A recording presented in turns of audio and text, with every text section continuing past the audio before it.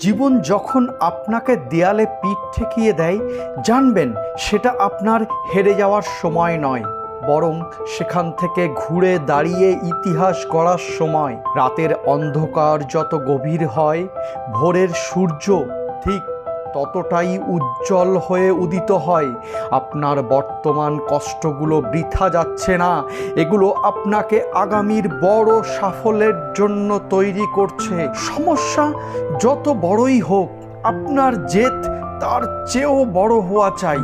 মনে রাখবেন, হীরা তৈরি হয় প্রচণ্ড চাপ সহ্য করে, আর সোনা খাঁটি হয় আগুনে পুড়ে। মানুষ আপনাকে নিয়ে কি ভাবছে তা দিয়ে আপনার যোগ্যতা বিচার করবেন না। জাহাজ ডুবলে জল জাহাজকে ডুবিয়ে দেয় না, বরং জাহাজের ভেতরে ঢোকা জলই তাকে ডুবিয়ে দেয়। বাইরের নেতিবাচক মনোভাবকে মনে ঢুকতে দেবেন না। পড়ে যাওয়া মানেই হেরে যাওয়া নয়, পড়ে গিয়ে উঠে না দাঁড়ানোই হলো প্রকৃত পরাজয়। আজকের এই কঠিন পথটাই কাল আপনার সাফল্যের রাজপথ হবে।